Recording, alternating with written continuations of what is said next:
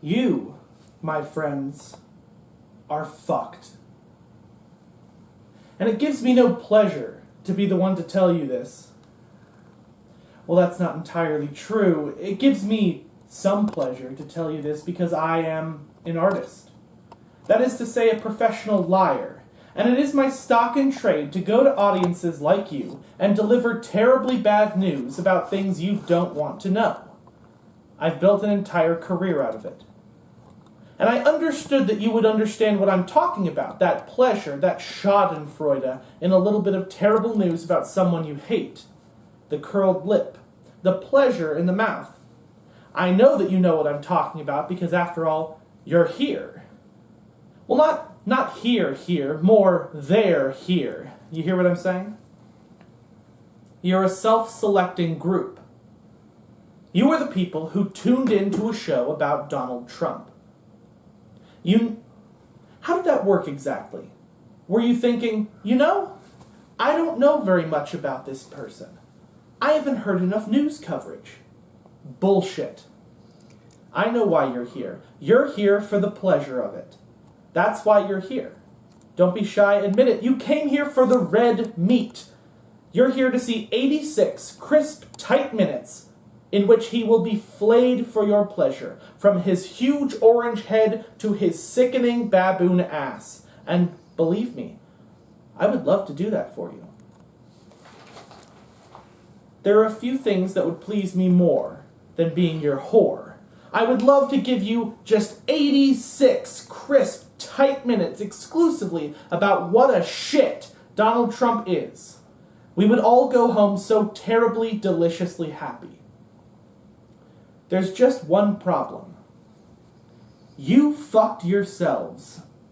And you fucked yourselves from every direction. You did it from the right. Oh, you fucked yourselves from the right because this is clearly the sweet, sickly fruit of the Southern strategy.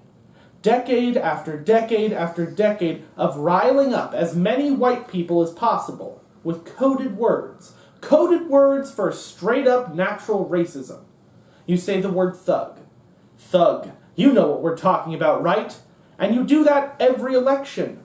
The Republicans do this over and over and over again, but it makes sense that they would do that because the Republicans are a racist party. Now, some of you might bridle at that and say, oh, how can you say such a thing? Please, at least use the word allegedly. But you see, it's a funny thing. We judge people on their actions as opposed to their intentions because we can see their actions. And it turns out, if you just do super racist shit for decade after decade after decade, there's a magical point where we just decide that you're fucking racist. And there we are. But that's not even the worst part of it, because not only were they just fucking racist, they were also stupid. Because every fucking election, there's somebody in the back room, some junior analyst, number 7, going, gentlemen, I'm just a little concerned because I'm looking through this data and the white people are really angry. Like, they get more angry every time. We're making them so angry. And I'm just concerned that they're going to froth up and freak out in some way because they seem like a really angry group of people. And everyone else in the room was like, Jim, calm down. This happens every time, man. They get really, really angry, and then we don't give them anything they want, and that's what we fucking do. That's our deal. I mean, how is this going to go wrong? Is someone going to show up who's, actually racist? Who's actually more fucking racist than us? And just pick everybody up and run away with them like an orange Pied Piper? I don't think so. And the left. And by the left, I mean you, because you're watching theater. Oh, the poor, blameless, innocent left. I just don't understand. People are so angry. It's amazing. I don't know why they're so angry, I was reading a very interesting article in Mother Jones, and it just made me think. I just don't know. We want to do so much for these people. We want to do so much, and we already have done so much. like welfare reform. We brought them all sorts of things, and I'm not sure why they're so upset. I mean, we helped bring them NAFTA. We changed the whole landscape for all those poor white people. I don't know what's wrong with them. We're the party of the working people, and by working people, I mean banks and corporations. But there are people in there. There are tellers at the banks. I mean, they're not unionized, and they're not really our people. We're more about the unions. I mean, the few that are left. But they're totally on our side. Any of the unions that are left, I don't know why they're so angry. And where does that leave me? This would be an ideal place for me to divulge to you some of my personal political leanings and maybe create a kind of sympathetic connection with you as we go through the show. But I'm not going to do that shit. Because tonight, I'm your interlocutor. I'm your monologuist. And that's why I'm here, under the lights, and you're at home, in your jammies. And I am an artist, that is to say, a professional liar. So I think you have to know with whom my allegiances lie. I may despise him, but he's very good at his job. And I love competency.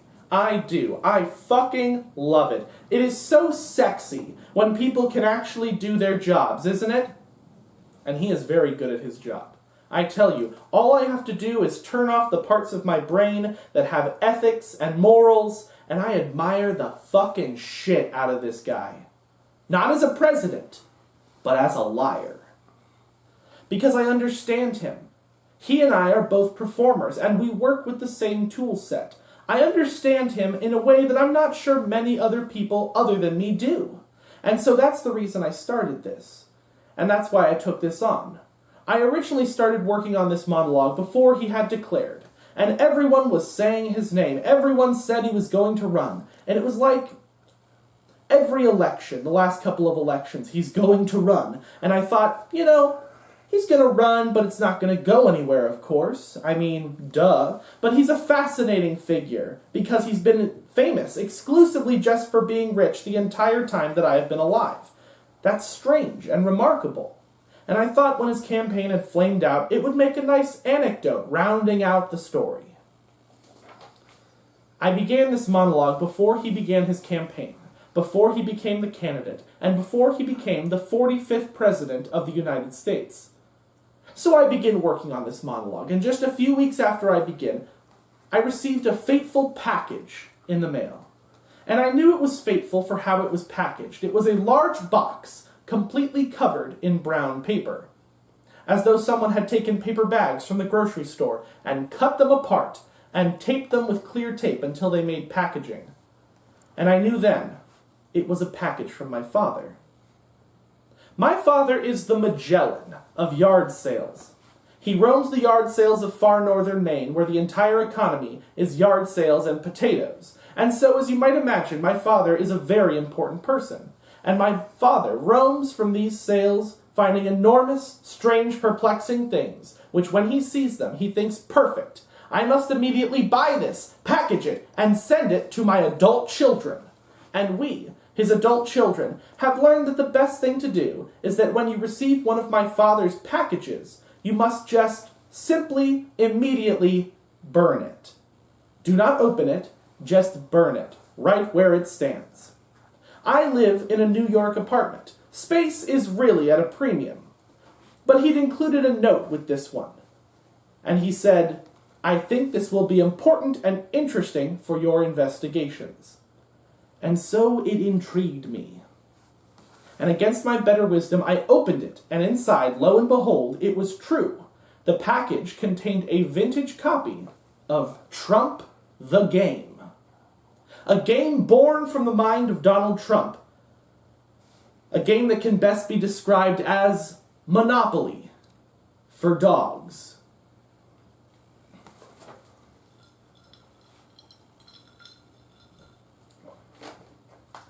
I've often been in a situation where I've thought, I really wish I could play Monopoly with this Shih Tzu. So instead of a lot of properties all over the board, there are just 7. 7 properties, and they're all super classy. 3 of them are resorts. 3 of them are casinos, and one of them is like a brothel or something. Just like how I imagine Donald Trump sees the world. A few super classy places surrounded by a great howling blankness. And as soon as I opened the box and I looked at its contents, I knew what I had to do. I had to do it immediately. I thought, oh my God, I have to have a theme party. I have to invite over anyone who's anyone in this monologue, and my friends and loved ones, I gotta get them over here, and we have to play Trump the game. And not only that, I must have themed items. And so I made it a whole thing. I made a custom email and the whole shebang with the clip art, and I invited people over. Remember, this is early on, before things with Trump got so crystal knockedy. It all seemed so terribly funny then, didn't it? And I did it up. I had banners, I had some balloons, I had Trump the game in the middle of the coffee table in a starring role, and I served Trump steaks, which are Donald Trump themed and branded steaks originally sold at the Sharper Image, which is good because I've always gone for my quality meats at the Sharper Image. Now, the Sharper Image is out of business, so you can't get Trump steaks. So when I say that I serve Trump steaks, perhaps what I mean is I made stickers that say Trump steaks, and I put them on other steaks. But since that's actually how Donald Trump does it, I thought it was dramaturgically sound. I also had Trump Ice, which is spring water themed for Donald Trump, which tastes almost exactly like Donald Trump's sweat. Delicious. So I've got Trump Ice, I've got mixed drinks, I've got beer and wine, I've got red and white, I've got the game, I've got the steaks, it's a whole to-do. We sit down, we get out the instructions, and we're going to play Trump the game. And at this point I have to make a sort of meta-theatrical aside to talk a little bit about an issue of storytelling that I've run into that is causing me some problems with this monologue. As a monologuist, every once in a while I run into this problem where you'll find out about something in the world that is so perfect. It is so perfect, it's actually too perfect. It's so on the nose that it actually breaks the armature of the story that you're trying to tell. Like it's so perfect that it's actually too much, and it just shatters it, and your story falls apart. And I normally wouldn't bring this up because this is sort of inside baseball for storytellers, except you know exactly what the fuck I'm talking about because you've just spent an entire 4 years with Donald Trump. So you know what I'm talking about. This is that feeling when you get up in the morning and you feel this indigestion and you think, did I eat Indian food last night? And then you remember why you feel that. It's because Donald Trump is the 45th president of the United States. And that indigestion when you wake up every morning is your hatred for Donald Trump. And it's burning inside of you. And it's roiling. And you know that you can control it because you've been living with it a long time. You have all your hate packed in there. And you say, no matter what happens today, I've got to get through my day. I am not going to be suddenly consumed with hatred for Donald Trump. There's nothing Donald Trump can say. There's nothing Donald Trump can say that I have not already fucking heard that could cause me to lose my shit. My shit's been lost so many times. I don't even know where my shit is. It's gone. You think that, and then he says something. How does he do that? He says something out of his fucking mouth, and that free-floating aneurysm that is Donald Trump becomes lodged in your right frontal lobe, and it explodes. And you're like, oh, how did he do that? Oh, I knew he was, oh, I've heard him say so many crazy things. Oh, how could he say something worse? It took me by surprise. That was crazy. It made me crazy again. That's happened to me multiple times. Let's see. What has there been? Oh, there was the time that there was a terrible shooting at a nightclub and dozens of people were slaughtered. And then the next day, Donald Trump was like, I think the president works with Muslim extremists. And I mean by I think, I mean people are saying, I mean I don't want to think it, but it's just happening. You know how people say things. What are you going to do? It's terrible. Let's not talk about it. But I said it. Goodbye. Or after the convention. This man is just like, I am an unorthodox Republican candidate, and I'm going to take a huge shit on everything Republicans stand for. Hey you, the dead war hero, fuck you, dead war hero, and fuck you, father of the dead war hero, and fuck your pocket constitution. Hey, are you his mother? You don't talk enough, you Muslim. Fuck you too. And then, after days of fucking over the family of the dead war hero, even the press is begging Donald to change what he talks about. But every morning he's like, I still want to yell at the grieving family of the dead war hero. And then there was the time when the 45th President of the United States divulged classified code word clearance information in the Oval Office to the Russian ambassador. Or the time that the 45th President of the United States fired the Secretary of State in a fucking tweet. And let's not forget when the 45th President of the United States said that a racist demonstration that resulted in the death of a young woman, he said that there were good people on both sides. How can you even build a show out of this shit? And that's what I'm talking about. So, what I'm trying to say is that there are a number of facts that I need to tell you about Trump, the game, but I am not a good enough storyteller to tell them to you without destroying the monologue. So I'm just going to tell you the facts alone, without commentary, and I'll just let them sit there. There are 3 things. The first thing that I need to tell you about Trump the game is that the money in Trump the game is stolen from Monopoly. The money is exactly the same. It's the same colors and denominations of the bills. In Monopoly, you have your 1s, your 5s, and your 10s. But in Trump the game, it's exactly the same denominations, except they've added 6 zeros to every number.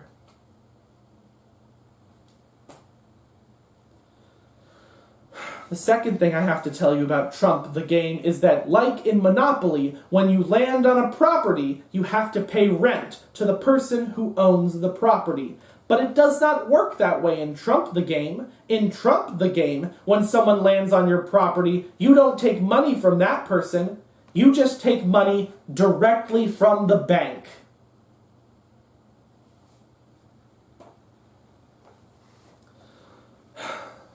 And the third thing I have to tell you about Trump the game is that in Trump the game, there is only 1 die, unlike Monopoly with its 2 dice.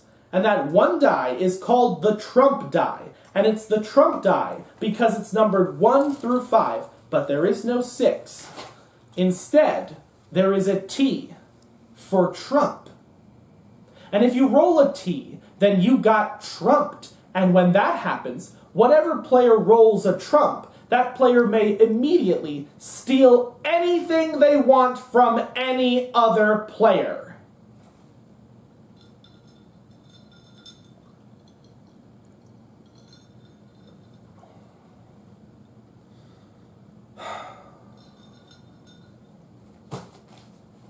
So we're playing Trump the game. And I gotta tell you, we're having a good time. Everyone's like, Trump steaks! And we're drinking on Trump water, and they're like, it's the sweat of Trump! And then we're playing this game, and the game is so terrible. The game is so terrible. That's the joy of it. You ever done that before? You ever play a terrible game, watch a terrible movie, and you laugh, and you're like, it's so terrible. Or you're eating food, and the food is so shitty. And you're like, this food is so bad, this food tastes so bad, but I keep putting it in my mouth. Or you're playing the game, and you're like, this game is so shitty. We laugh and laugh because it's so shitty, and we tell each other it's so shitty, and we play and play and play this game. And everyone is having the best time, and we're playing this game, and I'm telling you, we are still there 4 years later. We are still playing that game. And I don't know when we're going to stop. Donald Trump was born in 1946, which means demographically, he is an absolutely perfect boomer. Sorry, boomers, he's your responsibility. He was born to Fred Trump. Now, Fred Trump has a classic immigrant story. The Trumps came to this nation from Sweden, if by Sweden we mean Germany. Trumps have a long tradition about lying about which country they come from, because of some issues in the early 20th century having to do with Germany and despotism and taking over the world, and so they would pretend that they were from Sweden.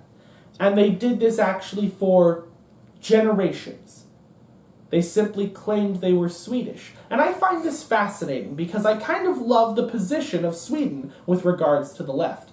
Sweden's actually the solution for soft-headed people on the left who don't think very much. You know who I'm talking about. People who overhear at specialty coffee shops saying, if only we were more like Sweden. They have health care for everyone, and everyone gets a free custard pie every morning. In Sweden, the dogs have health care. We need to be more like Sweden. And I think it's so interesting because it never gets called out for being absolutely, unbelievably fucking racist. Because of course, the reason Sweden is that like 99% of their people are not just white, but they're in the same socioeconomic group. They're not just the same background, they all come from the same house on the same block. Getting people in Sweden to agree to have health care, it was like, hey, guys, do you want to have, oh, cool, awesome, that sounds good, okay, yeah, sure. They debated it in like 40 minutes, and it was all done. And then they had health care. And the next day they passed the rider for custard pies and pet coverage. Boom, done. The interesting thing about America is that it's diverse. Except we often feel conflicted about this diversity. We're sort of like, I like the theory of diversity, but what would work best for me is if everyone would sort of like be diverse, but maybe you could all just act exactly like white people. That's what would be best for me. So like I said, Fred Trump has this classic immigrant story. His father comes to these shores. Fred's born here, and he starts buying up property, and he becomes a landlord. If by landlord we mean slumlord. A notorious slumlord, in fact. And eventually, he has a slumlord empire stretching all over Brooklyn and Queens. This is not a small thing. At his height, Fred Trump is worth $300 million. He starts with almost nothing, and he builds his way up. And I mean, that's something to be proud of. A very American story. And if you were running something like Trump University and you weren't under indictment, you might want to teach a chapter on, like, how did Fred Trump make this economic miracle happen?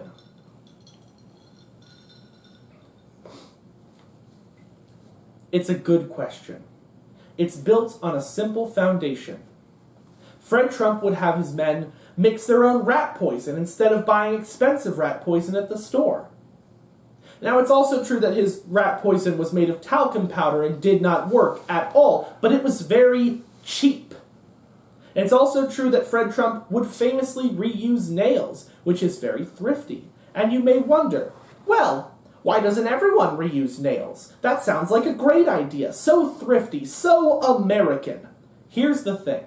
The reason we don't reuse nails is because after you use them once, the nails are, what's the word for it?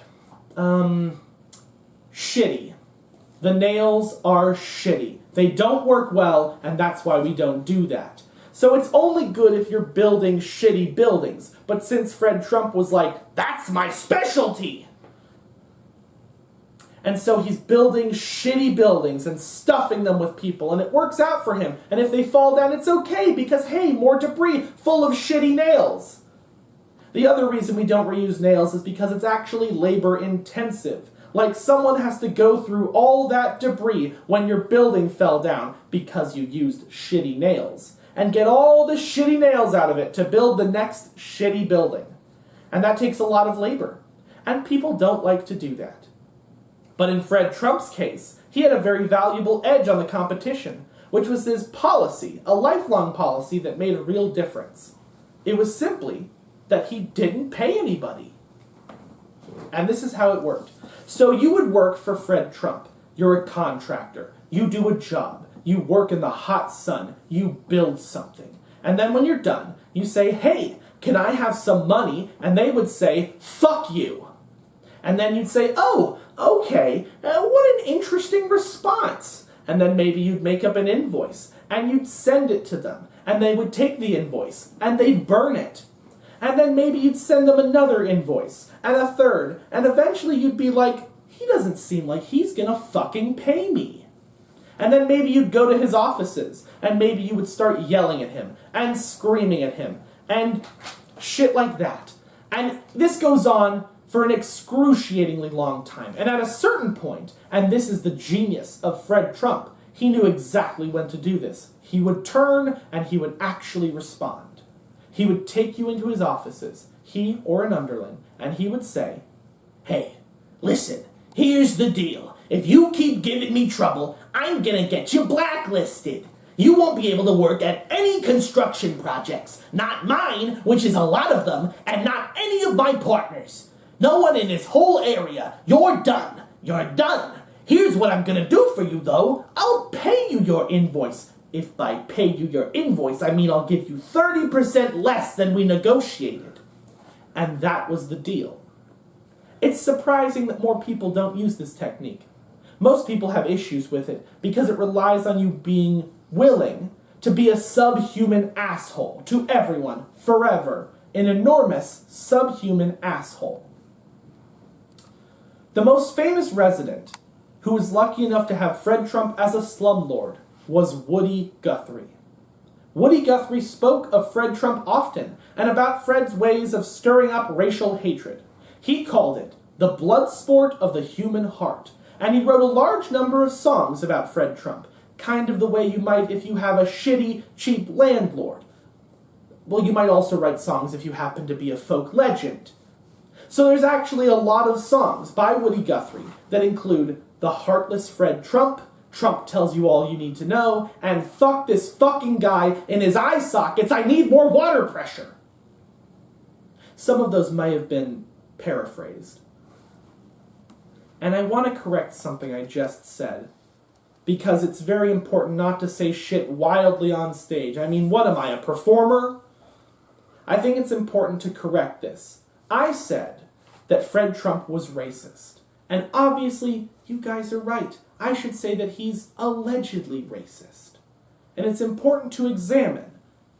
We wouldn't want to say, I mean, that's a terrible thing to say about anybody. Like to say about anybody here. And I'm sure no one here is a racist, right? Of course not. How could we, with such nice people who come to the theater? No one here is obviously racist. And obviously, we can't judge Fred Trump so blindly. We should say allegedly racist. And maybe we could take a moment to talk about, where that came from. This perception. And just a perception that maybe Fred Trump was not as progressive in his racial views as we wish he would be. It's a short list, really. Fred Trump had a policy in his company not to rent to any black people. And that policy existed for 30 or 40 years. Decades to decades, over and over, documented by multiple investigations by the Village Voice and other papers. There are no black people, none at all, anywhere in his buildings. But maybe that's just a coincidence. After all, I'm not a black person. I don't know what was going on that year. But it's also true, sort of just a corroborating piece of data. It is documented that in their offices, that when people would apply for leases in any Trump properties, that they would use a special code that they would write down on the application if the person applying was black. And that special code, which, every time it was listed, the person never got a lease. That special code was, they're black. But I mean, people have problems with paperwork all the time. It's not necessarily a condemnation. Fred Trump did go to KKK rallies. Don't make that noise. I've gone to Weight Watchers meetings, which also happen in churches, and maybe I could even imagine a world where I might be going to a meeting and I might be like, oh, I got confused in the hallway. Maybe I'm supposed to be in this room. These men all seem curiously slimmer. And they're so convivial and interested in talking about how much they fucking hate black people. I feel comfortable. I'll just stay here for a while. Maybe it was something like that. We don't know. And finally, the last piece of the puzzle about Fred Trump's racism is that throughout his life, when people asked him how he felt about black people, he would say that he fucking hated them. So I feel like all these things together sort of create a webwork on which one might be able to rest the idea that maybe we could talk about him as possibly having issues with race of some kind. So Donald was his son. He was the son of Fred Trump, and Donald was fourth born in the progression and was clearly the one that was going into the family business. From when he was born, he was the one that was sort of slated to take over this real estate empire and walk in his father's footsteps. And it must have been really difficult to grow up with someone who was that racist.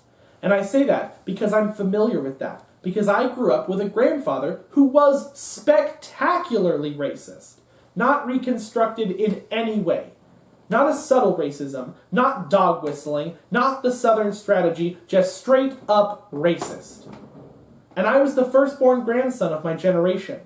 And so he loved me very, very much. And he would talk to me a lot.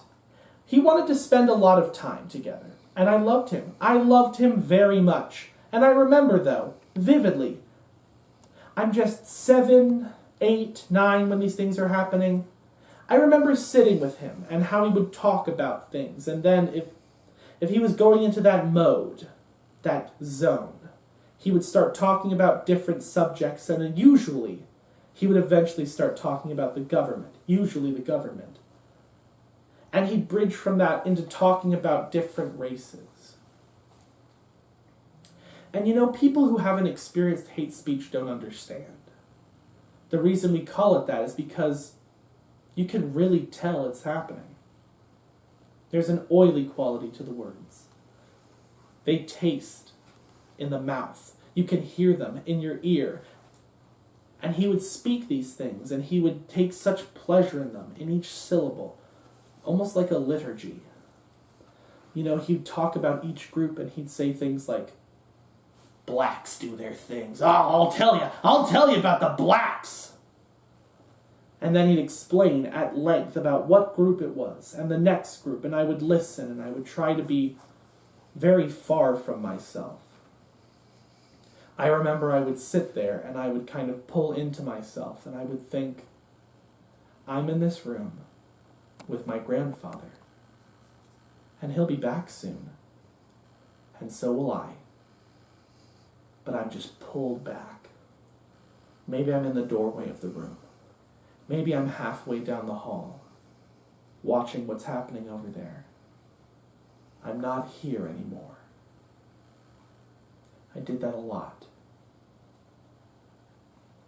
I can only remember 2 times that my mother and father, each of them once, talked about my grandfather's racism. I remember my mother. It was because I brought it up. We were in the car, and I was sitting in the passenger seat, and I said something. Somehow I brought it up. I was like, Grandpa is kind of making me feel funny. I said something, and I just remember her gripping the wheel, and her knuckles turning bone white on her hands, and I just remember her saying, Michael, leave it alone. Leave it alone, Michael. Leave it alone. But you have to understand that my mother's emotional range goes from extremely pissed off to incandescently furious.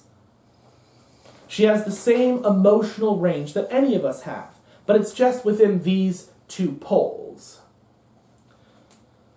So when she said that, what she really meant, what I heard was, Michael, I can't deal with this. I barely got out of that house. I can't deal with this. Don't talk about this. Don't bring this up. Don't talk about this. My father, I believe it was after that, weeks or months later, and I have no idea if she talked to him about this, but with my father, he was the one who brought it up. We were in the car again, and we were going somewhere together. My father was driving, and apropos of nothing, out of nowhere, my father said suddenly, "Your grandfather is spectacularly racist." And I was so grateful that he said that, because I've been living in this world where I would keep hearing these things, and I would feel like I was in this bubble, and I had no one to relate to or talk to about it. So just even having one escape valve that some other adult felt this way was really validating. It probably wasn't as good as keeping me away from my racist grandfather, but this is family, and you work with what you're given. So Donald Trump takes over. He takes over his father's companies, and he is president of the Trump companies at 27. 27! Do you remember what you were doing at 27? I remember what I was doing. At 27 years old, I was still embarrassingly often running out of money. I would just run out. I'd be on the street and I'd be like, "Oh no! I shouldn't have bought that empanada! I'm overdrawn! Fuck!" But he's running this entire gigantic company at 27. And Donald Trump has his own vision for the future. He's not going to do things the same way his father did. Instead, he's not going to be in Queens and Brooklyn. Oh no, he's going to Manhattan. And he's going to build in Manhattan, and it's going to be super classy. And this raises the aesthetic question of just what is super classy. It's kind of a hard thing to wrap one's mind around, but the best way of thinking is perhaps, because we're here in DC, think about how, you have so many buildings here that are truly terrible. They're really bad. Just think of any sort of office-y building that's not well built. And just think back. Think of them building the building. And there must have been a moment when they were like, "We're building this boring office building, and it's going in DC. And so, so we're building this shitty building, and we should put something in front of this building. Like in the front part, that people are like, this is an amazing building. But I don't really give a shit, because I don't care about designing. Does anyone care?" And everyone's like, "I don't give a shit."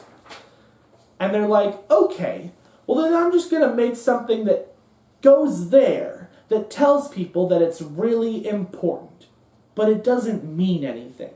So I'm just going to put up some pillars, and maybe some water, a pool of water, maybe some jets, and some jets coming out of the water. Maybe some lights as well, and lights and water and some more pillars, and then maybe an eagle. An eagle that has a snake in its claws, and we'll write something in Latin in front of it, and we'll cover the whole fucking thing in gold. Gold, gold, gold. That's super classy."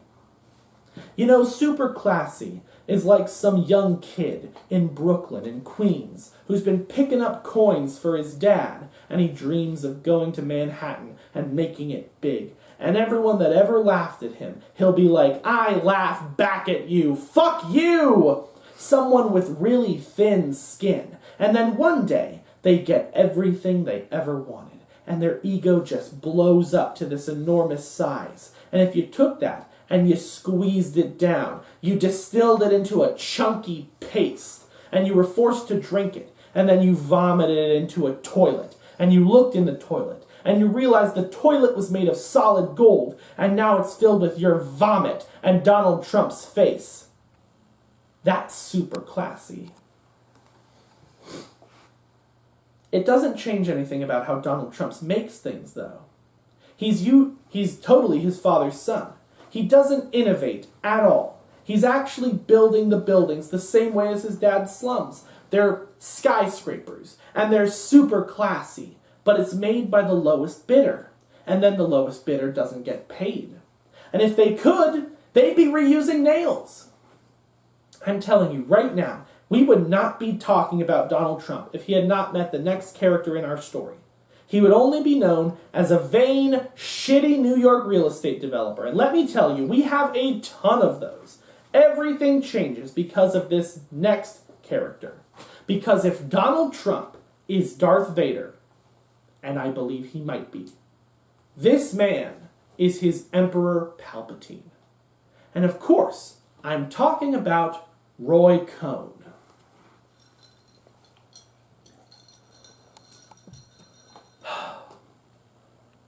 Now, judging by the sound that you made, I can tell that some of you know who Roy Cohn is. The rest of you are sitting there thinking, oh, shit, I'm supposed to know who Roy Cohn is? Some of you may have even tried to catch in on the end of that. You heard the noise that everyone else was making, and you're like, oh, hold on, I'm Wikipediaing that. Oh. Some of you are trying, just pretending that you know who it is. Oh, the left. You never change. Don't worry. This is a full-service monologue. I will give you a thumbnail sketch of Roy Cohn, which will be difficult to do because Roy Cohn is the evilest, nastiest, worst son of a bitch that I can actually even imagine trying to give you a thumbnail sketch of. To try to paint out Roy Cohn's character, you need black, with highlights in black and shadows in black with a big black heart in the middle. Roy Cohn is terrible.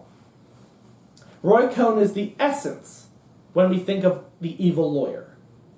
Check the encyclopedia under evil lawyer. There's Roy Cohn. Roy Cohn was the man who sat next to McCarthy at the McCarthy hearings. He's the one who whispered in Joseph McCarthy's ear. He's the one who came up with the idea. What he's whispering is, we should destabilize the government by making everyone afraid of communists. That was his fucking idea. Roy Cohn is the one who made sure that Ethel Rosenberg was killed. The Rosenbergs, let's be clear, even if they were traitors to the country, the wife? There was very little evidence that the wife had done anything, but he called the judge every day to make sure she would fry. He called every day. Maybe you're thinking to yourself, do lawyers normally call judges in the middle of trial? That seems unethical. Exactly. Roy Cohn is a very bad man. He does not follow the rule of ethics and composure. He was such a strange, horrible, conflicted person. He was Jewish and intensely anti-Semitic at the same time. So he was very Jewish, and he would often think that other people were resenting him for his Jewishness and go on huge tirades about how people were against him. But then he would immediately accuse others of being shitty, filthy Jews and saying the worst things about them. And you could never tell which way he was going until all of a sudden he bit you. Roy Cohn would also have sex with men. Lots of men. But he hated homosexuals. And he was absolutely sure that he was not a homosexual. And if you told him you thought he might be a homosexual, maybe because of all the sleeping with men, that would be the last thing you told anyone, because he would ruin your fucking life. And I'm serious. He would ruin it. He would call the governor. He would call the president. And he would figure shit out. And you would be done. And he would take your life apart in pieces. Roy Cohn was a terrible person.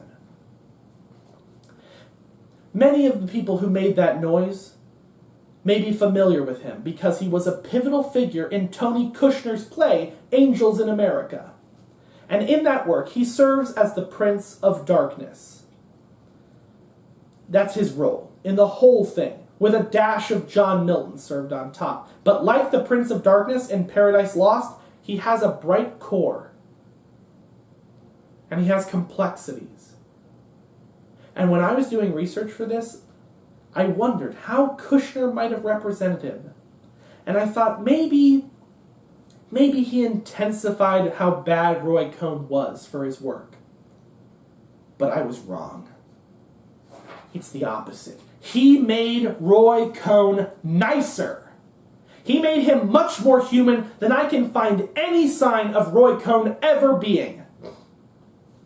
For all I can tell, Roy Cohn was just an unrelenting asshole from the moment he came out of his mother's womb. He just came into the world and he was like, "Hello, boys, I'm the asshole." And he just continued to be awful until the moment he exited this earth.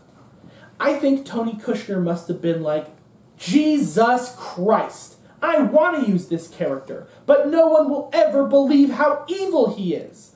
They just won't believe it, and it'll break the reality of the play. I just have to add some gray in there somewhere. And I know what he's talking about, because I'm trying to do a fucking monologue about Donald Trump. And so much of it just breaks the form. It's all too on the nose. Too much. It's the same fucking problem. Roy Cohn becomes Trump's lawyer. He becomes Donald Trump's conciliary. And for 13 years, a young Donald Trump is trained by Roy Cohn. Roy Cohn whispers in Donald Trump's ear, and Donald is his apprentice. In the very first case that they work together, Trump has to go to him because he has a problem. The problem is that after years and years and years and years and years and years of being super fucking racist, the federal government has called him. And finally, and they are like, "Hey, so yeah, we have to actually file suit against you, and I know we normally don't do this to rich people. I'm sorry, but we have to, because it's just been going on for 25 years. So it'll look bad if we just keep ignoring you. I know it's a drag, but we're filing suits, so if you could settle this, that would be awesome. And we'll slap you on the wrist or whatever. See you on the links." And they have to do something. And Trump says, "Well, I want to get advice from Roy Cohn, but of course he's going to settle because that's a rational thing to do." But Roy Cohn says, "No, no, no! We fight! We fight! We go to the mat with these people!" And Trump says, "I'm intrigued. Tell me more." And Roy Cohn just starts whispering in his ear, like with McCarthy. And the next thing you know, Roy Cohn is representing him. And they refuse to fold. And they make this crazy claim that they file in court talking about how the federal government is sending jackbooted thugs. And they're going through the Trump company files. And none of this is actually happening. But what if it was? And this is all about freedom of speech, and people are restricting their rights. And what will happen to other companies? USA! USA! USA!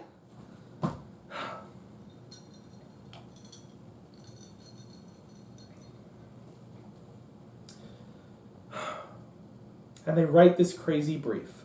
And they fight it out in court, tooth and nail, and they lose. They absolutely lose. But they make so much noise doing it that that's what the press follows. And that's what all the other real estate people follow. And that becomes the story. The story becomes about how they fought and how they had so much guts to do it. And as a consequence, no one actually knows that they lost. They just see what looks like a winner, the image of a winner. And Roy Cohn says, "Stick with me, kid, and I'll show you miracles." Roy Cohn is the one that teaches Donald Trump about the idea that the best way to tell a lie is to take something that is absolutely true, so ideally true, that other people are afraid to say it. Really, actually true, and then you take that and you bundle it. You package it with lies all around it, so when they hear the true thing, it penetrates. Because you hear something that is so true, something that no one else is saying, and it penetrates right into you. But all the lies are carried with it. That's Roy Cohn. That is absolutely the era of saying, "I have a list before me with names on it." Actually, there are no fucking names. I'm making this up as I go along. But you are terrified that your name is on this list. And I'm going to use that to exploit you. Cohn teaches Trump all of his tricks. And you can see all of Trump's business stylings shifting in response to learning from Roy Cohn. It changes everything about how Donald works. And we see it today. You know that knack that Trump has for saying the perfect thing? Part of what makes him work so well is that he's a great speaker. You don't think he's a perfect speaker, but that's part of what makes him work so well. You're very tired of him. I understand that. I understand better than you. I have listened to his speeches. I suspect you begin to hear one and it's like blah, blah, blah, and you turn it off. Because why the fuck would you do that to yourself? You say, I already had one aneurysm this week.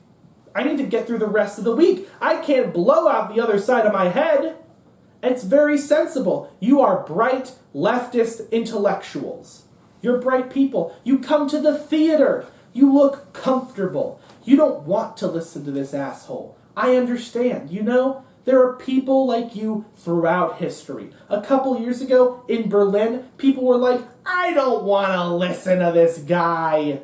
He's an idiot. He's a moron. No one could think this guy's charismatic. He clearly can't speak. And that stupid mustache. I mean, I don't know, because I don't go to any rallies, so I don't know what people are like, and I have no idea how the speeches go because I don't listen to them. But people tell me he's an idiot, so it's totally fine.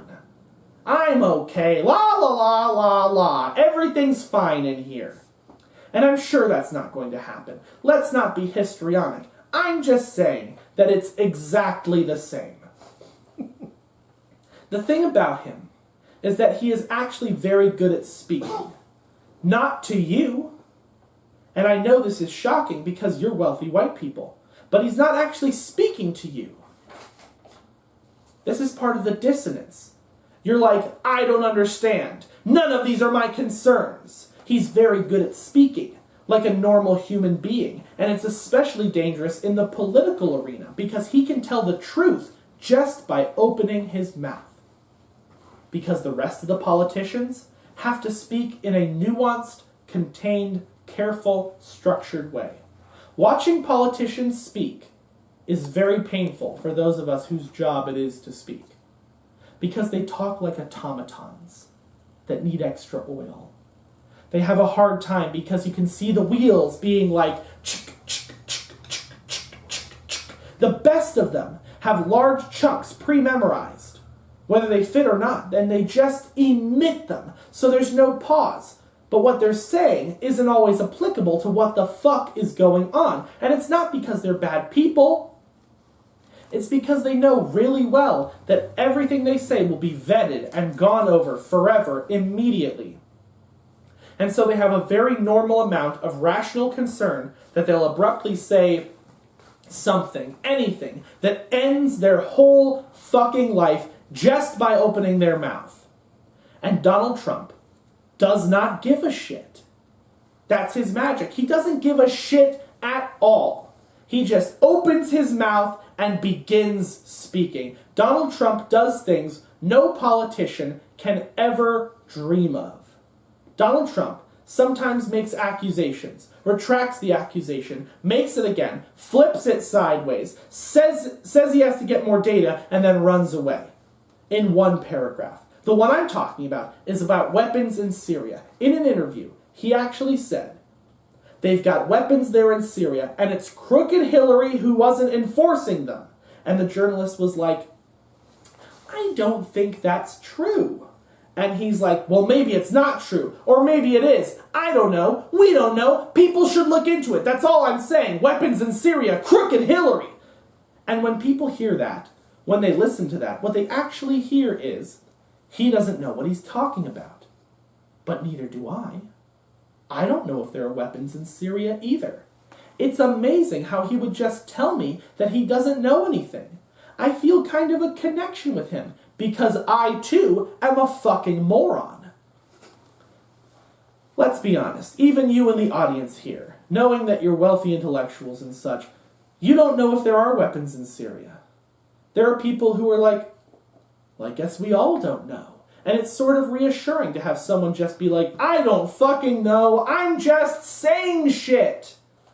It's like his wall with Mexico, right? That scared the shit out of everybody. I'm gonna build a wall. And then he would talk about the wall endlessly. And then when people probed him about it later, this doesn't get much press, but they probed him about the wall. And he'd say things like, I don't know how tall it'll be, as tall as it needs to be, whatever, we're just gonna build it. Don't worry, no big deal, we'll figure it out later.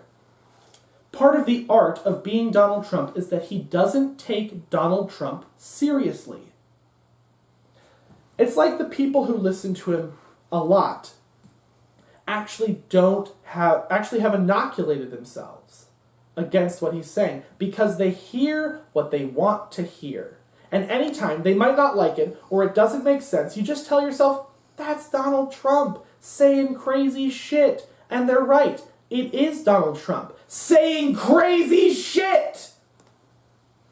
And there's a pleasure in hearing him say all that crazy shit. One of the reasons he becomes this creature that we are encountering today is how he went bankrupt in the 90s. He leverages everything. He basically takes the debt of one building and puts it on another. He takes the debt from that building and puts it on another. And he also invests heavily into casinos. He just builds up huge casinos. And if you listen to his speeches, which I've listened to so many speeches, the things I do for you people, you have no fucking idea. The blood coming out of my fucking eyes. One of his central parts of his stump speech that you haven't listened to, that he performed all over the country, is actually about he, through his developments, was responsible for the economic miracle of Atlantic City. Are you familiar with Atlantic City? It's not a conventional economic miracle. It's blighted. Walking around in Atlantic City is like being inside of a three-dimensional representation of a Bruce Springsteen song. And not one of the good ones, one of the ones from Nebraska. It is a severely blighted city. And there's something just terrifying about true urban decay. The hard thing when you're in a city where things have really rotted out from the inside is that you can see how things used to be great. You look around and you see, and the people in that city, we used to have more and now we have less. And that's a keen ache. It's different from rural poverty because in rural poverty, there exists a very serious chance that money never came there. So it's actually more of a Beckettian landscape. There's just a blank horizon with a tree and two hobos. There's no money. And you don't even know what the fuck money is. I grew up in a rural place. I didn't know that rich people even fucking what they even looked like. I don't understand. I didn't understand what they were like because there were no rich people where I grew up. If there were any rich people in northern Maine, they'd be like, oh my God, I became rich. I should move to Cape Cod immediately. And then they did. Sometimes they wouldn't even leave a forwarding address. They just fucking left as quickly as they could. I've become rich. Let's get the fuck out of here. And they ran. Some of them are probably here tonight. There were no rich people. So in life, the whole idea of what is possible diminishes down to a point. You don't even know what you could do because you've never seen that money. Which means then, if someone is playing the role of a rich person, that might be the first rich person you've ever actually seen. And when you see them being huge and grotesque and outsized, you might say to yourself, it's weird. You seem so huge and grotesque and outsized, but I always imagined that the rich would be huge and grotesque and outsized, so it seems oddly appropriate. And this is a case where it's telling the truth, because the rich are huge and grotesque and outsized, and it actually confirms what you believe. Like when you see Donald Trump and you come from a place that has never seen money, he makes a perverse kind of sense, These are the people who have money. These are the people who are the winners. These are the people who are making things happen in all the places that aren't here. All his skyscrapers collapsed, and he milks all the bankruptcies over and over and over again to make as much money as possible. It's disgusting. This was his first real business disaster, and it happens when he's in his late 30s.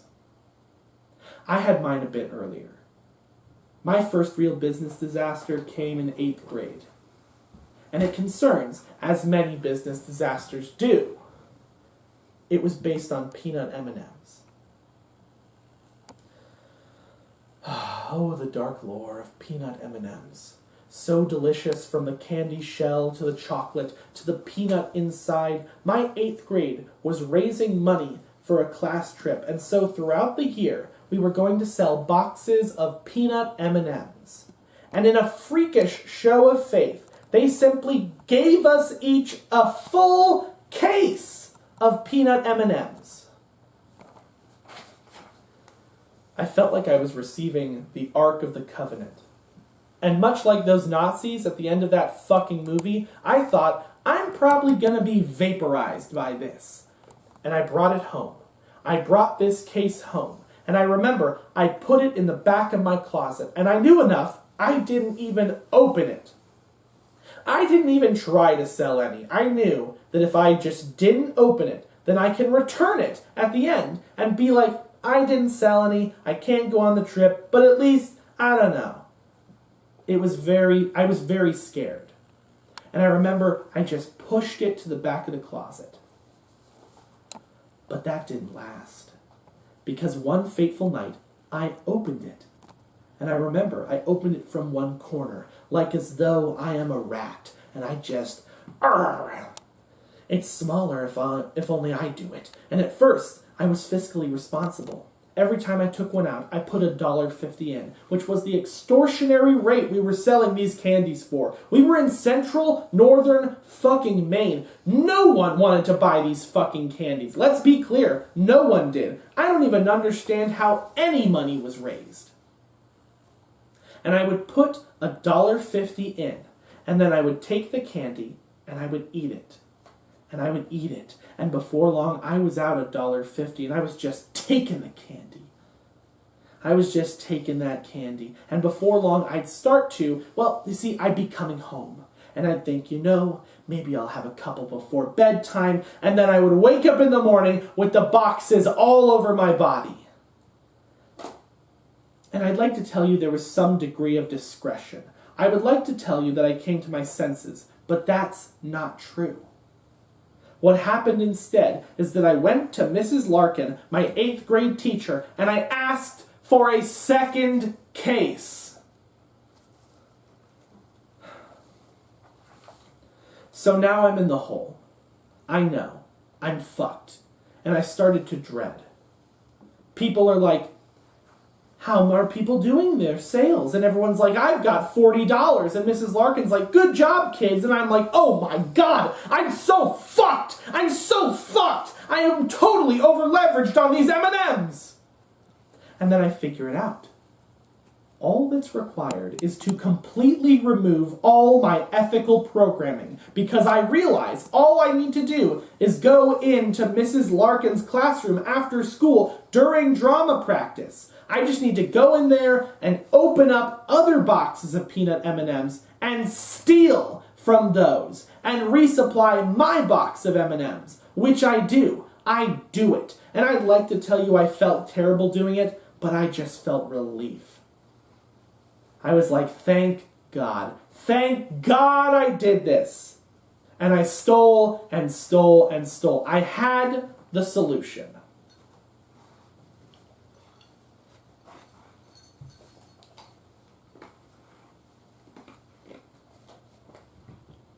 And then I ate the solution.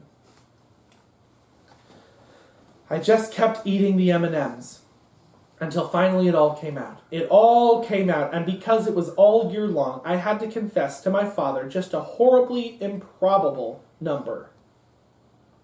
I had to say, I've eaten 84 boxes of M&Ms.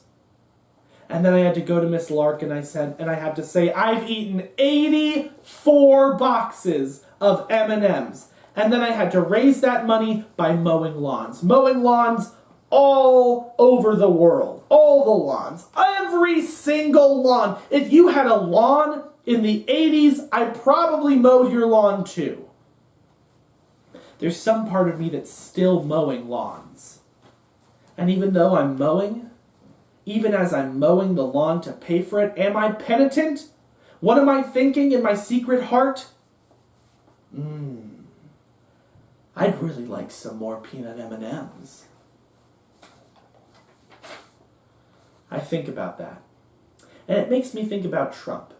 And it makes me think about this man who was raised by a very racist father. I was lucky enough to have some distance, and raised to do this, raised to take this job from the earliest time, funneled right into this thing. And I really wonder sometimes, what chance did he really have? What chance did he have to grow up to be something other than what he became? How much was he shaped by these things that funneled him towards this point? And how much hunger must he have to be so thin-skinned, to need so much affirmation, to feel that endless, endless hunger all the days of his life? I don't envy him. I don't envy him at all. The very first time that Donald Trump appeared on a television program, it was on an episode of The Jeffersons. He would go on to appear on dozens of television programs, one after another, for decades. And if you look him up on IMDb, you'll see that he is always playing one role, the role of himself. The role of Donald Trump is Donald Trump. And he would appear on all these programs portraying the role of the richest person you know, and the richest man in the world. The man in the world who's famous exclusively for being rich, because this is sort of his brilliant turn. This is really where he puts into effect those things that Roy Cohn taught him, because after his businesses fail, he never comes back from it. He never starts building again. There are no major Trump buildings that have been built after his bankruptcies. He retires right in plain sight. Instead, he turns all his energy into branding.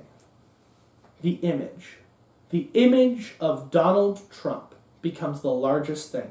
It expands, and he builds on that. And it is his new empire. It's an incredible trick, a brilliant one that reaches its apotheosis at the beginning of the 21st century when he is the star of The Apprentice. And it gives me such joy to be able to tell you about The Apprentice, because there's not much that Donald Trump does that I like, not much that's given me joy, but I really like The Apprentice. I love The Apprentice. I would watch The Apprentice, and I would just get a big bowl of Frosted Flakes, and I'd be watching and saying, this is everything that's wrong with capitalism, and no one on this show knows it. And I would laugh and laugh. I just really like The Apprentice. If you don't know, The Apprentice came out in 2003, and it was one of the very first reality TV shows. Right before it, there was another show with the same producer, Mark Burnett, that they called Survivor. The whole idea of Survivor was that we take a whole bunch of assholes and we dump them on a fucking island somewhere, and they lose a lot of weight, and they eat bugs, and they hate one another. America loved it. And so then people were like, Mark Burnett, what do you want to do next? And Mark Burnett was like, I'm really tired. I don't know what I want to do, but I don't want to be on that island with a bunch of assholes. I don't want to watch people eat bugs. Maybe I could be in Midtown Manhattan watching like an orange gremlin fire people. And that's what they made. And Donald Trump was perfect. It was the role built for him. It was absolutely built for him. In The Apprentice, the idea of The Apprentice is that Donald Trump, unnamed, is the master. And he has 14 extremely psychologically damaged individuals. And they are compressed together. They are forced together in that way that reality TV shows work. You shove them all together, the most fucked up people you can find, and you throw them in a pressure vessel. You're like, do you have daddy issues? I do! Okay, what's your problem? I miss my mom. Oh, you're in there too. Who are you? I'm Omarosa. Oh, you're super crazy. And you just put them all in there, and then you seal it up, and they can't go anywhere. They can't talk to anyone. You give them lots of alcohol all the time, but you don't let them sleep, and you just shake it. You shake it, and you give them lots of alcohol. You shake it a lot, and you make them do weird shit, and you make them go strange places. Arbitrary things happen. You just shake it. And then you open it. And you just see what the fuck these damaged pieces of human wreckage do when accelerated and observed. And that's reality TV. That's why it's so compelling. I love reality TV. It's watching human misery in action right in front of you. How could that not be riveting? Now, I didn't say it was good for me, but it's absolutely riveting. Kind of like this campaign. And so Trump is the master in this scenario, and it's kind of amazing. They build a set that looks like a boardroom in Trump Tower, which is where Trump's actual boardroom is 2 floors above. So he has a real boardroom, but then he regularly heads down to the fake set boardroom where he acts like the version of himself. And in this fake set boardroom, he meets with people who have just done some crazy bullshit. They've all been on unicycles riding around the city, and whoever rode the farthest, blah, blah, blah, ridiculous challenges. And the thing about Donald Trump is that he's not good at acting or emoting. He barely has facial expressions at all. And he just sits there, in the middle of the room, like an enormous dyspeptic toad. He's sitting there, barely moving. But what's riveting is he'll suddenly start asking questions. He'll be like, why'd you do that? Where'd you get that? He'll just yell at somebody, and then he'll yell at somebody else, and he'll just blurt out something, and sometimes he'll be blurting things at one person, and then out of nowhere, he'll just say, you're fired, and he'll fire somebody else. It's riveting. That's the reason it's riveting, is because you cannot predict at all what the fuck is going to happen. You really can't. You can't tell what's going to happen at all. And you have to understand, in 2003, we didn't understand reality TV yet. This was very riveting to see people actually do things. We were watching scripted shows. We'd all be like, and then the family comes together, the end, blah, blah, blah. But watching this orange man lose his mind and fire people at random was like crack. It's the same reason I couldn't compete if there was a baby here with me. You know, you never act with a baby or a dog because they're so unself-conscious. You just cannot compete with them. And it's the same thing. Donald Trump is the perfect baby dog. He just does whatever he wants to do in the moment. As he does it, you can tell he doesn't know who he's going to fire. He's just making it up as he goes along. We were so young and naive. I remember I and my friend being like, well, of course Mark Burnett knows who they're going to fire. I'm sure they've scripted this out. Why did we think that? That's not true. Who gives a shit? Mark Burnett was like, I don't care who he fires as long as the fucking orange gremlin keeps firing people. Because every time he does it, it's super riveting. And that's the show. The show is him knocking people off, so presumably the last person can be his slave. They're fighting to be Donald Trump's slave, to learn from him about his business magic. It's a crazy wish fulfillment fantasy. And I would say that this was, in a different monologue done years earlier, that this would be the ultimate. Like that someone would convince a TV network and hundreds of millions of people that to let you live out your wish fulfillment fantasy. That there could be a show just about how brilliant you are and that someone was begging to be your slave. Except that decades later, you convinced the most powerful country in the world to hold a whole convention to do the same fucking thing. So clearly, in this case, he is the apprentice training himself. He's so good at working an image. And I know a little bit about that because I've walked in his shoes. Literally. For a magazine shoot, I was dressed up in prosthetics as Donald Trump. I get there for the magazine shoot, and they had everything. They had a suit jacket for me, the flag lapel pin, and all the parts, and they just started putting the prosthetics on my face, the orange makeup in very sharp lines, like kabuki. So I'm really looking terrifying in the mirror. And I'm looking as they start building the things, and then they put the wig on, and I remember the wig maker said, I took 2 wigs to make this, and I put them together, and then I took away a lot. And then she installs it on my head, and the whole thing, I do not look like Donald Trump. I look like a living fucking nightmare. I look like an orange kabuki psychotic dream vision, but I indicate Donald Trump very clearly. So I get out onto the street, and this is DC, because we're going to have the Capitol in the background. And so I'm standing on the street, and there's a photographer there. And in the fashion of photographers everywhere, he actually says, and I was kind of happy he did, he says, work it. And I'm like, yes, because I watch a lot of America's Next Top Model, because I like reality TV shows. And I'm working it, and I'm working it, I'm working it, I'm working it. And I know all of Donald Trump's body vocabulary, like immediately. I'm duck-mouthing, and I'm grabbing my lapels, and I'm making hand motions without a lot of range. I'm doing it all, just like Trump.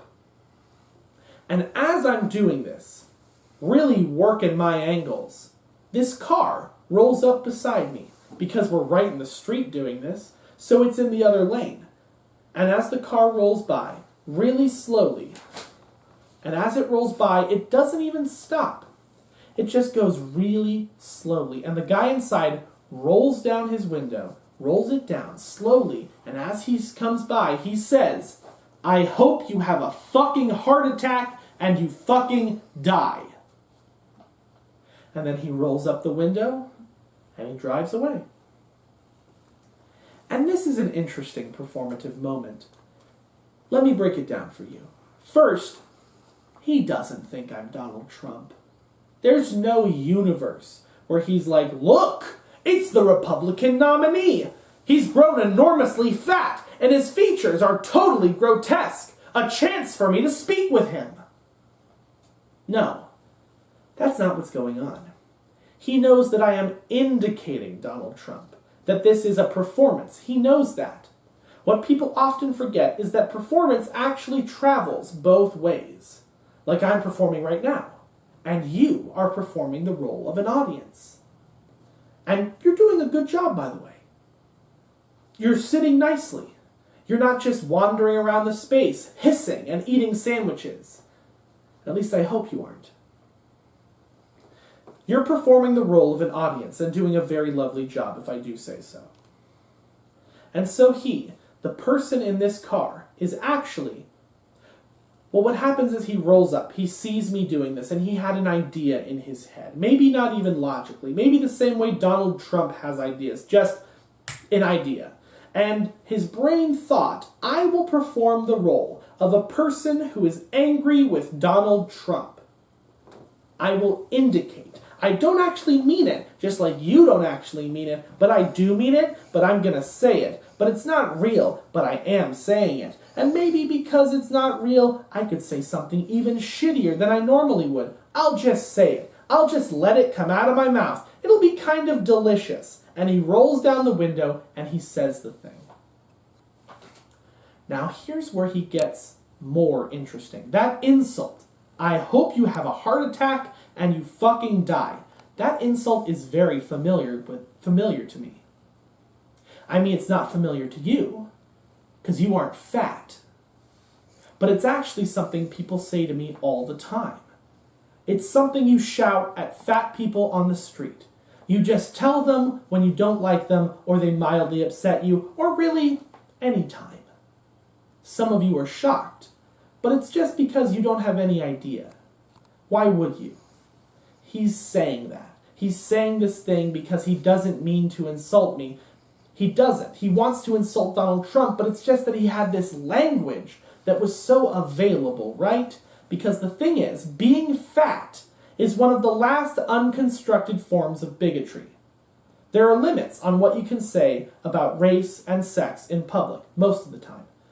Things have changed. My grandfather would not be comfortable in America right now. After all, that's why we have to make it great again.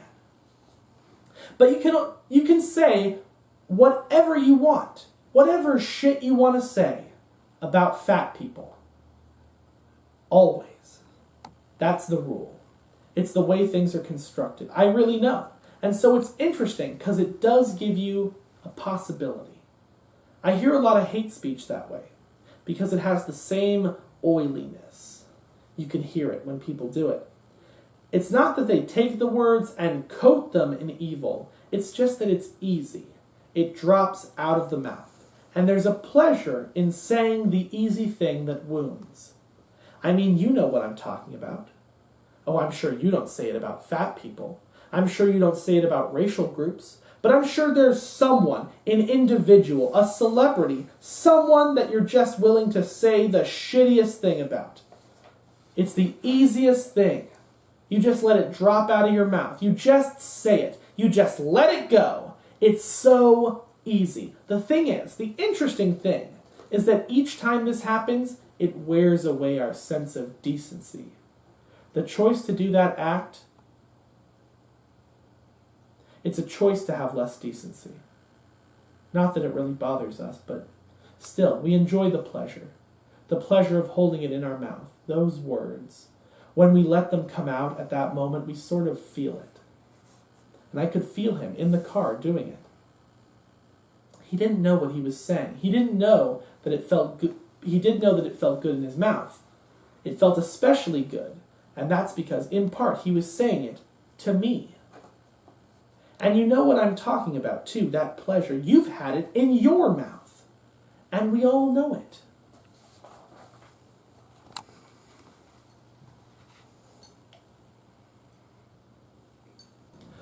One of those things that people love to talk about is, where did things go wrong? That is such a popular topic that people have been talking about it for thousands of years. And so I have no doubt that my version is not going to be authoritative in any way. But since I'm the one that's speaking, I thought I'd put forward my personal theory. When I think about where things went wrong recently, I think back to the end of summer, about 12 years ago. On a Monday, the day we found out that Sarah Palin was a vice presidential candidate. If you cast your mind back there for a moment, you just forget about all the crazy shit that followed. Try to remember the moment of the announcement. And if you can remember that, you remember that the first thing is that all the liberals lost their minds. Everyone on the left was like, oh no, oh shit. Everyone started freaking out, and they were like, oh my God, she wears a bikini, and she hangs off the edge of helicopters with an assault rifle, and she kills wolves. We are so fucked. People are so freaked out for like 24 hours. And then, in the next 24 hours, that's when journalists start to go to the campaign and say, yeah, hey, I just wanted to ask you guys, you know how you said that Palin was against the bridge to nowhere and hated wasting government money? Yeah, I read a speech in which she said that she loved the bridge to nowhere and that she loves wasting government money. So could you square that circle for me? And the McCain campaign was like, where did you read these pathetic ravings? And the journalist is like, well, I used this thing called Google, and so I Googled local papers in Alaska, and I read the transcripts of her speeches. You guys did vet her, right? Now this is an interesting question, because, you know, traditionally you would vet someone who's going to be a heartbeat away from the presidency, and you do that because it's in your own self-interest. You want to be ahead of the story.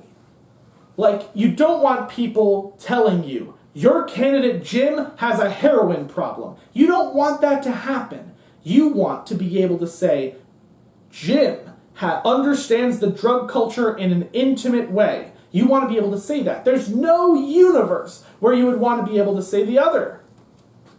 So how would you get in a position where you just wouldn't vet someone? How would that happen?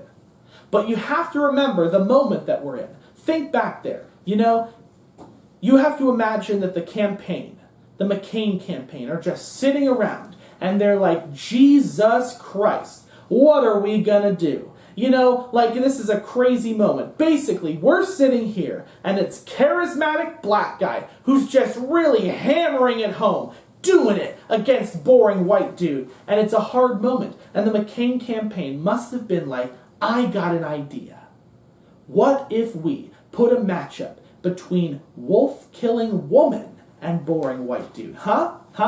We put them together? Is it better than charismatic black guy? I don't know. But at least it's a toss-up. I don't know. I don't know what will happen. And maybe they got excited. Maybe they were like, I don't know. What the fuck? We're getting fucked. We have to do something. Maybe that works. Maybe that works. That still doesn't explain why you wouldn't vet her. Because you're still fucking yourself. Unless the people that sat in that room, consciously or unconsciously, made a decision. And the decision they made was, fuck it. Fuck it? Just fuck it. I don't know what's gonna fucking happen. Just push it through. Maybe it'll work. I don't know. Fuck it. I'm frustrated. This shit isn't working. The world's changing. Fuck it, fuck it, fuck it. Let's just do it. I don't care. I don't know. And that's actually a very central American impulse. We have a lot of fuck it energy in this country, you know? It's actually a wonderful thing about America. It's actually the anarchism that kind of motivates and animates us. It's woven through our national character. We all, many of us, say fuck it all the time. Even you. You probably say it. Once in a while, you indulge in it. Like on the weekends. You say, fuck it. I'm going to put a lower grade of gasoline in my car. Ha ha ha. And I'm an artist in America. I have an extremely broad anarchic streak. Mine's huge. Mine is like a highway right through the middle of me. So I understand because I have a hard time managing it. Because the same thing that makes me good at doing this job that you're seeing, the same thing, it rails up inside of me.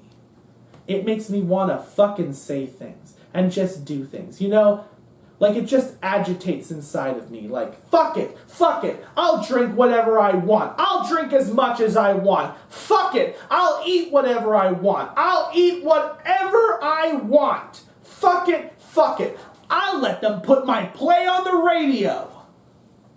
It's very dangerous. It's a dangerous impulse. Because this is the moment where decency unravels. This is the same process. It's the solvent that runs through it. And the moment we say fuck it is actually the moment we turn our back on community and common ideas. We turn our backs on that and we say fuck it and we just let it all go to hell because we're too frustrated. We can't see it anymore. That's the moment. And 4 years later, Donald Trump, there he is in 2012. Trump flirts with the idea of running for president. He flirts with it. And it's so clear now. He was testing the waters. He was dipping a toe in and seeing the temperature. And he was clocking us. And why do I say this with such certainty? Because he did it the same way that I do it. When I started this show, I clocked you. In the first moments of the show, I evaluated how much you would be drinking, how happy you were, how much energy you had, and how hard you were laughing. And I calibrated what I was doing, and where you are at. Because my job is not to make the best show that ever happened. My job is to make the best experience for you that you are capable of. In that sense, I am totally like a whore. And he clocked us. That's what he was doing with 2012. He flirted with it. And that's why he spent so much time on all that fucking birtherism. If you're not familiar with birtherism is a wonderful conspiracy that revolves around the idea that President Obama was born in Kenya. And therefore, blah, blah, blah, blah, blah, blah, blah, blah, blah. Everything that's happened is invalid because he was from Kenya. And it's a conspiracy theory that no one actually, even the people who are into it, no one actually wants proof one way or the other, because the pleasure of the theory, like all good conspiracy theories, is this fantasy. And the fantasy is that one day Trump will go into the Oval Office and he'll say, "Aha!" and he'll rip off Obama's suit. And underneath, he's wearing beads and a grass skirt, and he's carrying a spear, and Trump's like, "Kenyan!"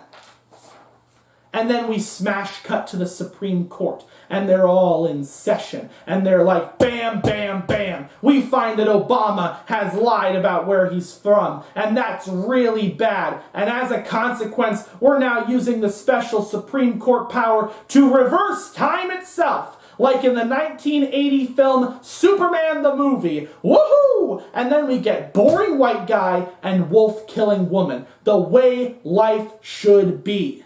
Make America great again.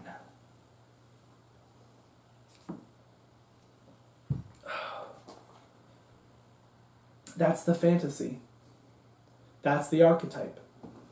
The first draft of what Trump's actually doing now. And in 2016, he runs. And it's very popular to say no one could have seen this happen. And what that actually means is no one chose to see this happen. Because, of course, it happened right in front of us.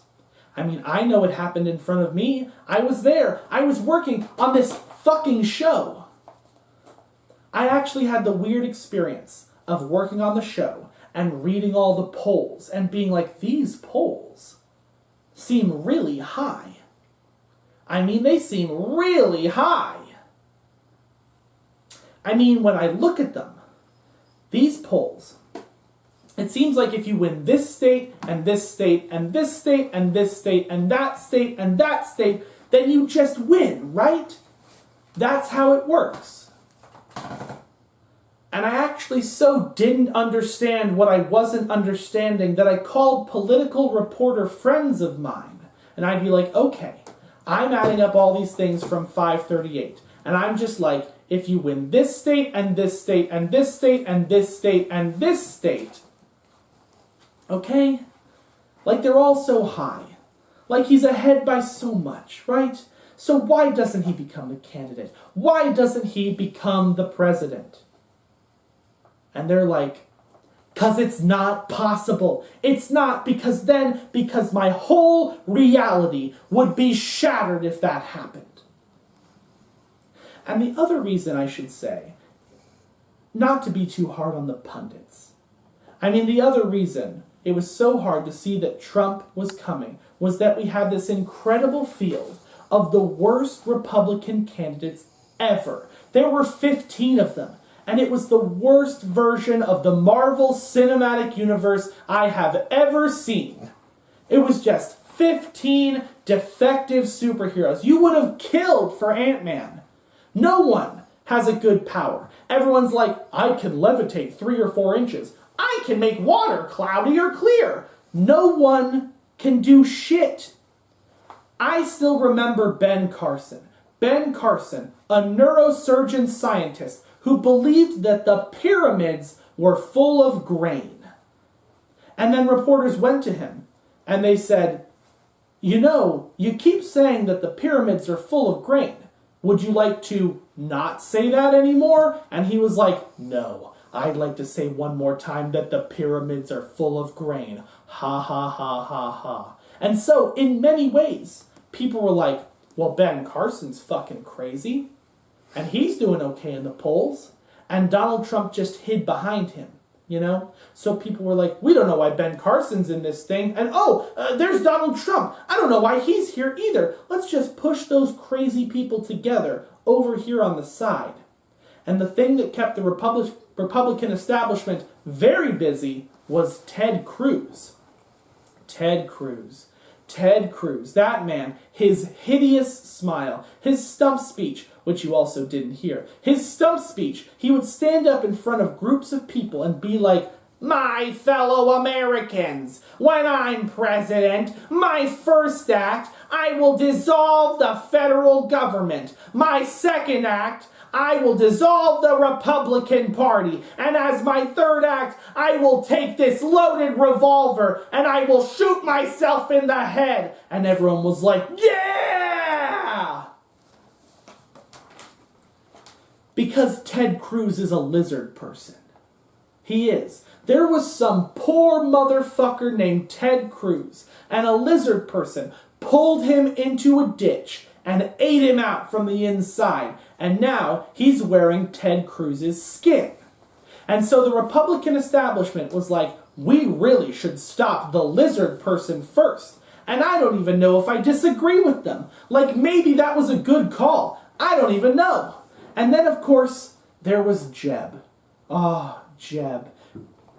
Jeb's important, though, because I watched Jeb be executed by Donald Trump.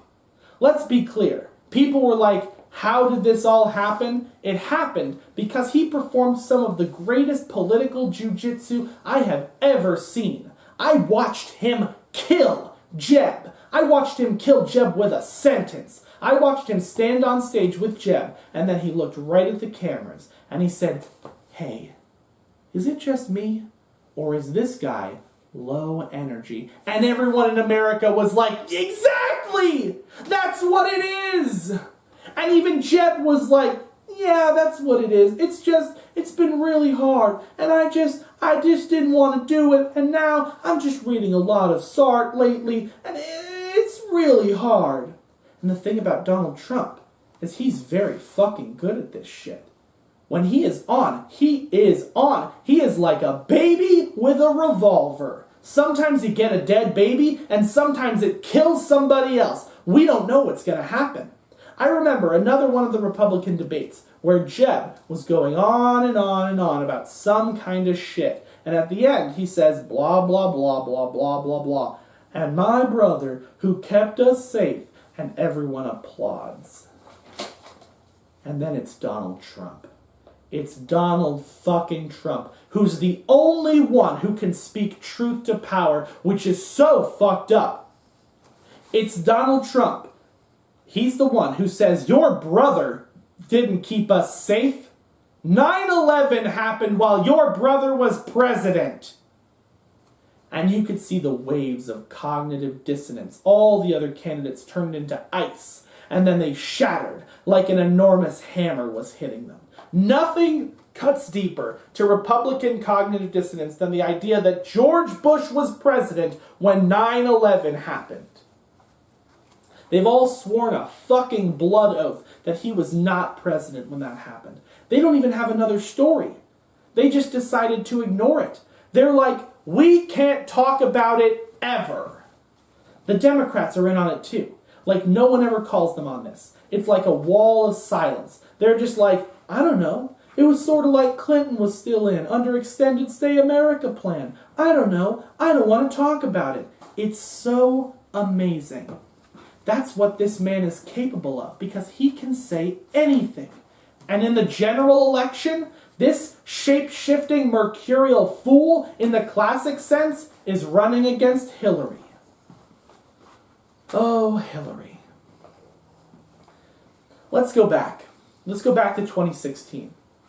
I believe Hillary would have been a very competent president. Very competent. But I know, from having lived through it, I feel like for about 8 or 10 years, I know she's not very good at running for president. And so I'm just slightly concerned, because if I'm thinking of like a historical analog, a recent historical analog to Hillary, it would be like another time when there have been 2 strong Democratic terms together, and then someone's running for president who's very, very strong on policy, but maybe not quite charismatic enough. And that person is Al Gore. And that guy was beaten by a fucking rutabaga. Also, there was this little moment when a goddamn socialist from Vermont almost took the nomination away from her. And the socialist had one hand tied behind his back. And he'd actually sworn when he'd start running. His opening speech was like, I'm not really running. This is just a demonstration about important things. There's some sandwiches in the back. This isn't really a thing. I mean, it matters, but I'm not really running. Don't worry. I also support Hillary. It's okay. Don't worry about it too much. And this guy still almost shivved her. And yet somehow, people on the left are like, those Republicans are in disarray, but our shit is totally together. We're such a unified party. Everyone loves Hillary, and they love how we're coming together. That's not fucking true! The water's coming over the levee on both sides. Like, what the fuck is wrong with you people? You can't see that? You can't see that those things are happening? And I know many of you wonder. You sit out there and you think, well, like it doesn't matter what Hillary's positions are because Donald Trump is fucking Donald Trump. Like, how could it matter? How could anyone not vote for Hillary?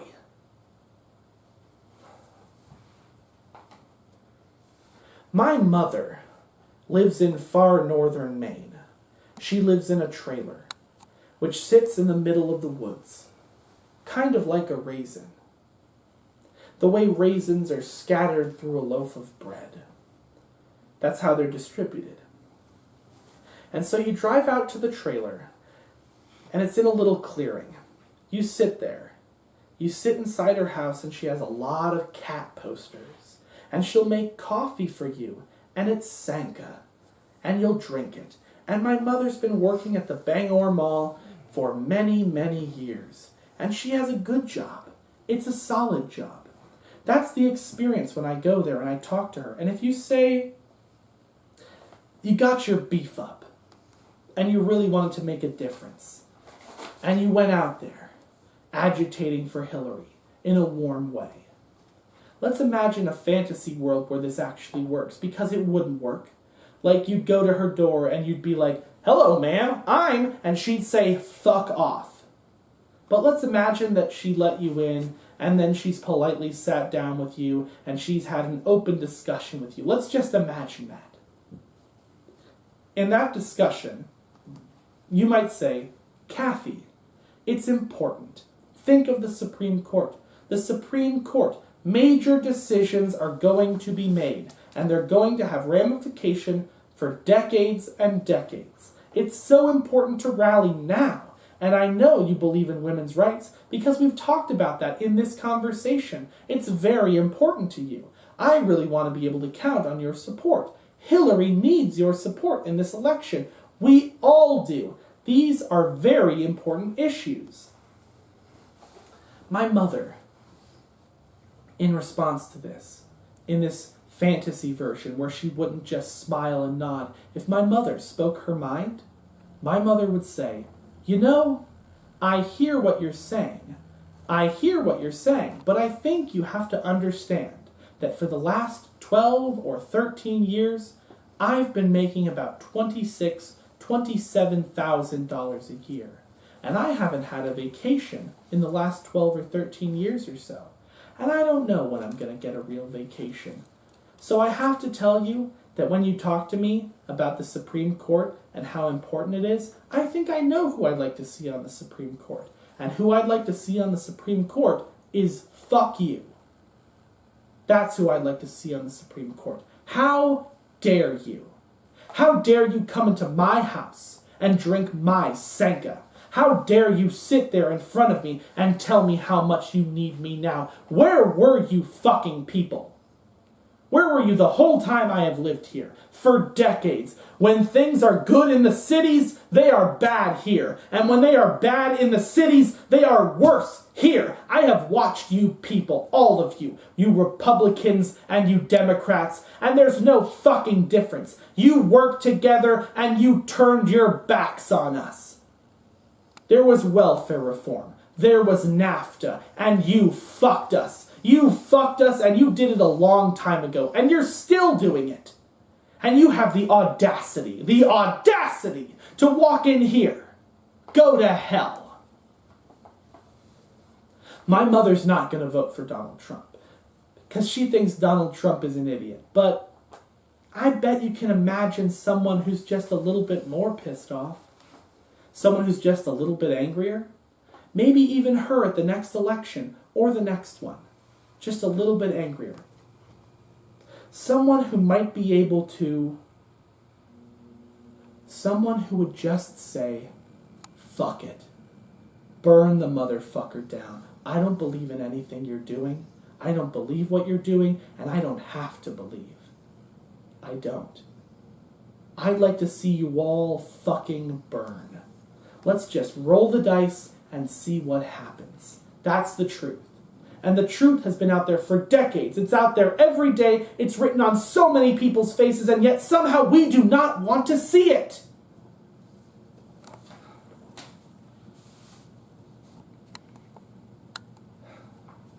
I've often felt that all dinner parties end the same way.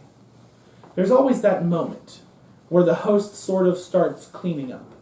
And even though it's not over yet, you just start. You can't even resist. You just start, and you're putting things aside and straightening things up and moving some dishes. You can't help yourself, even if you don't like cleaning up. And I think that sends a signal to people. And you start trying to decide and people start trying to decide they're going to get their coats. And I always love how people communicate wordlessly, perfectly. You see someone get their coat from the bed, and then couples will whisper to each other, partner to partner, they're getting their coats now, so we'll get our coats next. And then they're going to get their coats. And it's always so civilized. If only our government could be like that. It's the end of the party. My big Trump party. The Trump game pieces are all over. The fake Monopoly with too many zeros is all over the floor. Everyone's had their fill of Trump steak and Trump ice. And now people are getting things together and they're leaving. And everyone who's anyone in this monologue is taking their leave, each in turn. My father is first. He's going to the door. And my father says, "Oh, I just remembered, I brought you something." And he takes out this box covered in brown paper with tape all around it. He hands it to me, I take it from him, and I set it on fire. I just take a lighter from my pocket and I set it on fire. And it just burns as he heads out of the apartment. And then I say goodbye to my mother. And my mother, I don't know if she really had a good time, because that's not really her thing. But she does tell me that she loves me. And as she leaves, in her way being that she says, "Michael, I worry about you." And I tell her that I love her too. And you know how at any party there's always two people who meet and they really hit it off, like new people. It's actually the purpose of dinner parties, is to bring people together. And that has happened here. And the two people who have made a serious love connection are my grandfather and Fred Trump. These two like each other so much. It is unreal. And I don't know why. Maybe it's because they're both racist, or maybe it's because they're both dead. But they just really, really connected. And I say goodbye to Fred Trump at the door, and he takes my hand in both of his, and he shakes it warmly. And he says, "Thank you for playing my son's game." And then he goes. And then my grandfather stands in the doorway for a moment, in the old way. And he stands there and he looks at me and he says, "So, you're still fucking fat?" And I want to say something. I can feel it in my mouth. I just want to say something, but I don't say anything. I let it go, which is something I'm not very good at, but I'm working on it. And I just say to him, very neutrally, I say, "Good night, Grandpa." And I shut the door. And now there's just one guest left. And he's gone out the back door. My apartment has a back door that leads out onto a roof. A Brooklyn roof with tar paper, the whole deal. And out on that roof there's a porch swing that I got at a yard sale. I am my father's son. And the last guest is sitting on that porch swing, and he's smoking these thin little white cigarettes, and I go out there and I sit down next to him. And we're looking at the Brooklyn skyline. And we look at all the brownstones. And we look at the sunset. The sun's gone down, but the light is spilling up into the sky. The colors are gorgeous, and you can see the stars. It's a funny thing in Brooklyn. You can see the stars at sunset, and only at sunset. Later, when the sunset's completely finished, the stars aren't visible. I don't know why. I think that maybe it's because the streetlights come on, but right then, you can totally see them. And so we're sitting there. And I turn to Roy Cohn, and I ask him, "Did you like the game?"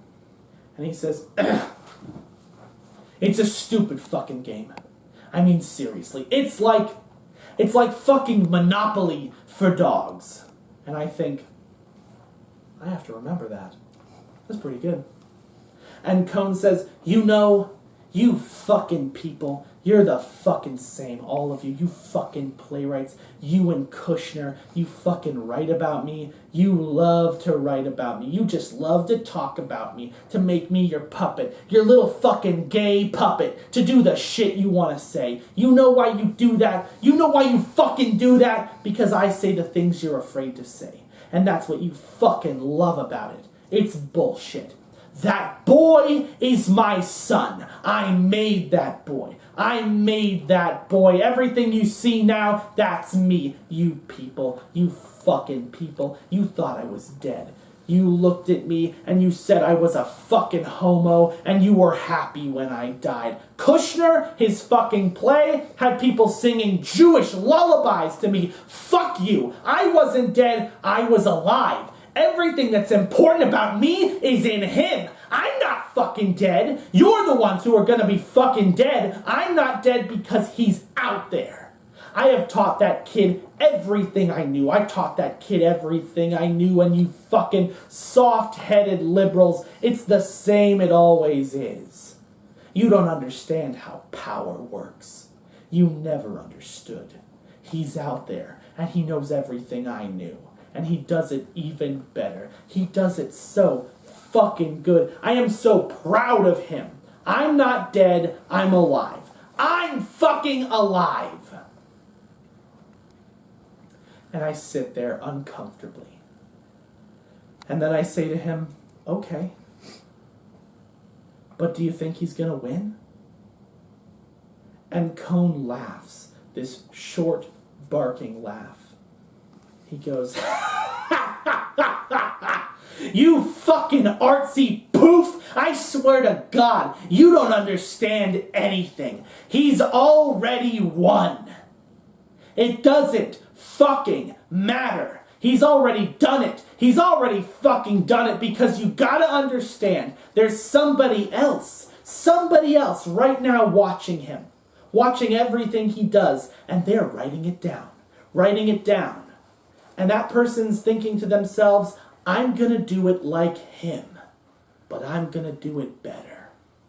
I'm going to do it sharper and more clever. He's laid the road, and now someone else can just walk down it. And that's what you people never understand. This isn't one person to another, to another, to another. We don't disappear. This is one person and a chain of people. This is the chain that's wrapped around your neck. And you've lost already. And then he vanishes. He disappears, and all that's left behind is the smell of stale cigarettes. And I'm looking up at the skyline, and the color is slowly leaching out. And I'm watching the stars go out one by one, just like we all are. Thank you. Good night.